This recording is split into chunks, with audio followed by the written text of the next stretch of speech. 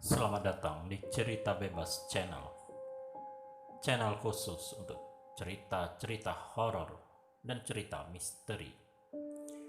Di video kali ini, saya akan membawakan sebuah cerita horor KKN, yaitu makhluk tak terlihat itu mengambil barang kami.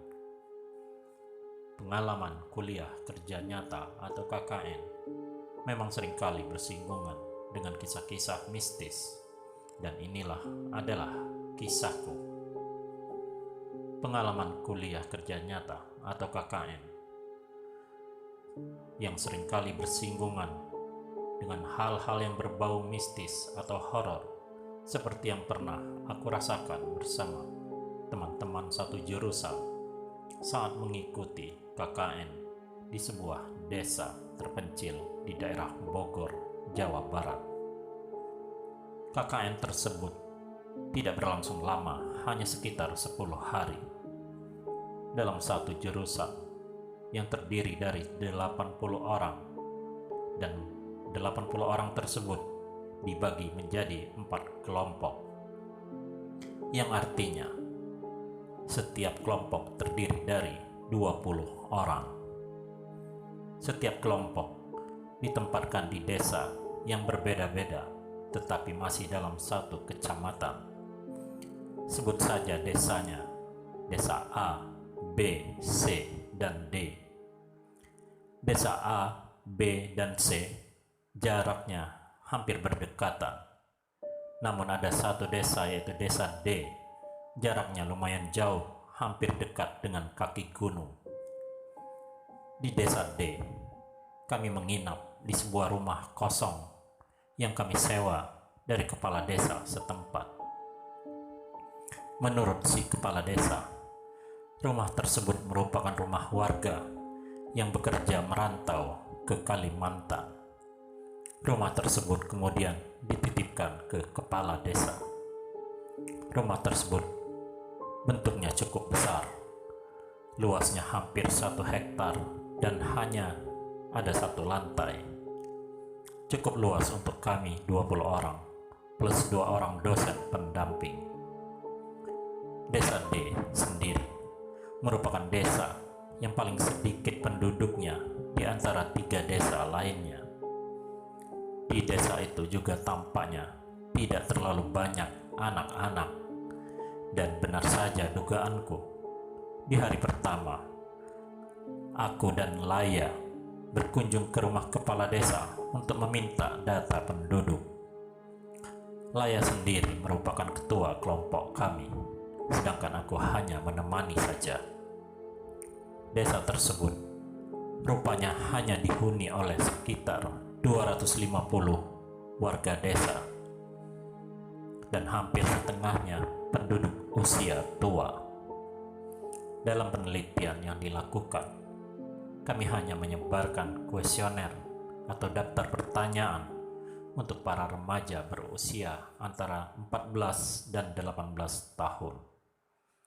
Dan di desa tersebut hanya terdapat sekitar 30 remaja yang berada dalam rentang usia tersebut. Anehnya, si kepala desa tersebut tidak punya daftar nama penduduk, khususnya yang remaja. Kami pun akhirnya memutuskan untuk menggunakan teknik snowball, yakni meminta informasi dari responden yang kami wawancara untuk mendapatkan responden lainnya. Hari kedua KKN, kami mulai mencari data dan menyebarkan kuesioner kepada para remaja di desa D. Untuk kategori desa dengan penduduk berjumlah sekitar 250 orang, desa D terbilang cukup luas.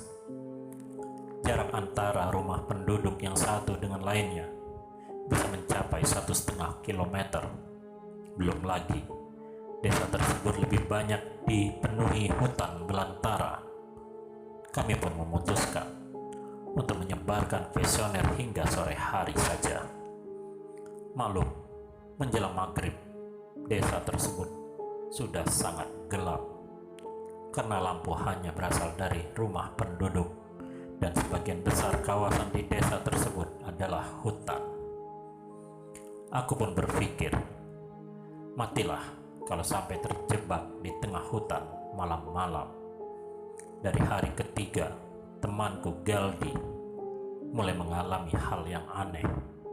Sebelumnya, di hari kedua, Galdi mewawancara seorang remaja laki-laki. Setelah wawancara, Galdi pun menanyakan apakah remaja tersebut punya teman seusianya di dekat rumahnya. Remaja berusia 15 tahun tersebut pun mengarahkan Galdi untuk menuju arah utara.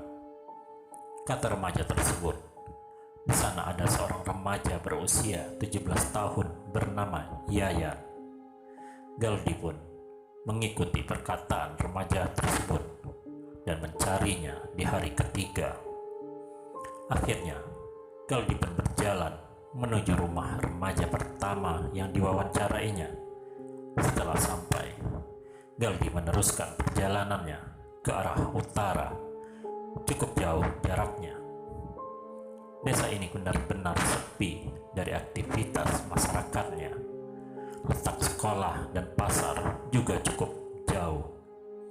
Setelah sekitar 1 jam berjalan ke arah utara, Galdi belum juga menemukan sebuah rumah. Aneh sekali. Namun, Galdi penasaran dan harus segera mendapatkan satu responden untuk diwawancara. Galdi pun meneruskan perjalanan itu. Semakin ke arah utara, pepohonan semakin banyak. Hutan semakin lebat. Bahkan, pohon-pohon tersebut menutupi langit dan sinar matahari, sehingga desa tersebut tampak seperti menjelang senja. Baru pukul 13.00 WIB, gumam Galdi dalam hati. Sudah hampir 2 jam berjalan kaki, Galdi tak juga menemukan rumah. Namun, dari kejauhan, Galdi melihat ada sebuah gerbang tinggi. Walaupun tak tampak bangunan rumah, Galdi menghampiri gerbang tersebut dengan harapan akan segera bertemu seorang penduduk desa. Setibanya di gerbang tinggi tersebut, Galdi kaget bukan kepalang. Gerbang itu ternyata merupakan pintu masuk menuju pemakaman. Melihat pemakaman yang tampak sudah tua dan tak terurus tersebut, Galdi langsung berbalik arah pulang. Bulu kuduknya langsung berdiri. Padahal masih siang dan tidak ada apa-apa di situ selain kuburan. Galdi pun memutuskan untuk kembali ke penginapan. Malamnya, Galdi pun menceritakan kejadian yang dialaminya kepada kami semua. Bukannya dihibur, Galdi malah ditertawai dan dikatai banci. Ya, pembawaan Galdi memang agak kemayu. Jadi tak heran jika dia menjadi bahan bulian bagi teman-temannya. Di hari ke-8, semuanya masih berjalan normal. Hingga pada malam hari ke-9, kami pun mengalami hal-hal yang sangat mengerikan. Sudah 2 malam kami bergadang semalaman untuk menginput data penelitian yang kami kumpulkan. Di malam ke-9 itu, kami semua sudah sangat kelelahan, termasuk 2 dosen kami yang juga tampak kurang tidur. Pukul 11 malam, aku lihat sebagian besar temanku sudah terlelap. Aku pun sama capeknya. Namun, aku masih punya banyak pekerjaan yang harus diselesaikan. Karena sudah tak kuat menahan kantuk, aku pun tertidur di ruang tamu. Saat terbangun di atas sofa tua yang kutiduri, kulihat jam. Ternyata sudah pukul 1 siang. Padahal aku merasa baru tidur sebentar. Saat terbangun, aku melihat beberapa temanku tampak mondar-mandir dan panik. Sebagian lainnya tampak sedang membongkar tasnya dan mencari-cari sesuatu. Begitu juga kedua dosen pendampingku yang tampak panik dan berusaha menghubungi seseorang. Aku pun bertanya kepada Laya, "Ada apa sih? Cek barang-barang lo, apa saja yang hilang?" Aku pun langsung teringat. Aku tertidur dengan keadaan laptop yang menyala. Laptop tersebut aku biarkan terbuka di meja yang ada di samping sofa tempat aku tertidur. Tapi, kok sekarang sudah tidak ada ya? Aku pun memeriksa tas. Dompetku juga tidak ada. Tas makeup tempat aku menyimpan sejumlah uang juga tampak terbuka. Dan uangnya juga sudah tidak ada.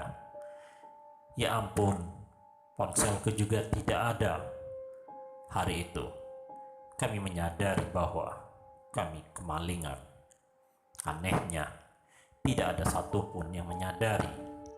Semua barang berharga kami, laptop, ponsel, dompet semua hilang. Termasuk data-data penelitian yang sudah kami kerjakan.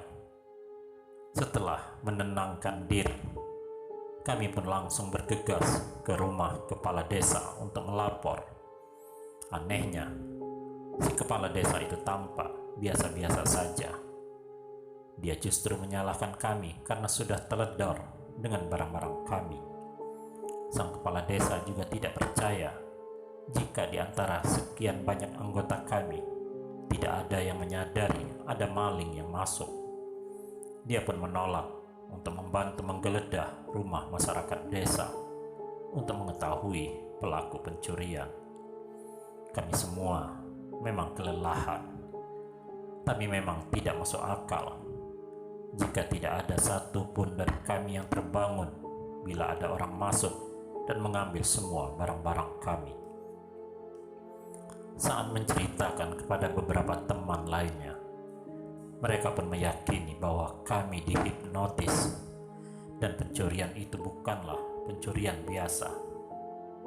Sebagian lainnya meyakini bahwa ada penduduk desa yang menggunakan ilmu hitam untuk mencuri barang-barang kami. Ya, sudahlah, kejadian itu sudah terjadi. Sampai sekarang, kejadian tersebut belum terungkap penyebabnya. Semoga menjadi pembelajaran bagi teman-teman semua yang mengikuti KKN. Demikianlah kisah singkat ini. Semoga Anda terhibur. Terima kasih.